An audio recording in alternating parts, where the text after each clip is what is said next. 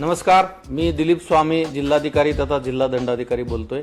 आपणाला सर्वांना माहिती आहे, आंतरराष्ट्रीय स्तरावरच्या काही प्रसंगामुळे आपल्याकडे गॅस आणि डिझेल पेट्रोलचा तुटवडा आहे अशा पद्धतीच्या बातम्या प्रसारित झाल्या। काही लोकांनी अफवा पसरवले, त्यामुळं खूप ठिकाणी पॅनिक परिस्थिती निर्माण झालेली आहे।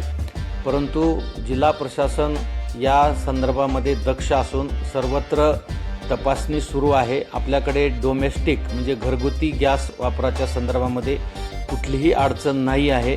त्यामुळं घरगुती गॅस ग्राहकांनी पॅनिक होण्याची कुठलीही आवश्यकता नाही आहे। आपल्याला रजिस्ट्रेशन नंतर जो काही कालावधी दिला जाणार आहे त्या कालावधीमध्ये आपल्याला गॅस सिलेंडर मिळणार आहे।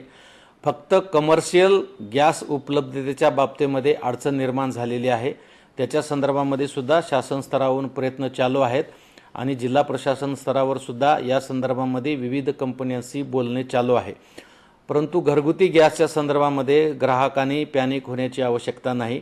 तथापि सध्याची टंचाईची परिस्थिती लक्षात घेता गॅस वापराच्या संदर्भामध्ये सुद्धा आपणा सर्वांना काळजी घेणे गरजेचे आहे। जास्तीचे पदार्थ तयार करणे किंवा गॅस वाया घालवणे किंवा बऱ्याच ठिकाणी गॅस चालू असतो आणि त्यावर काही शिजवलं जात नाही, अशा पद्धतीनं मोठ्या प्रमाणामध्ये गॅस बऱ्याच ठिकाणी वाया जातो।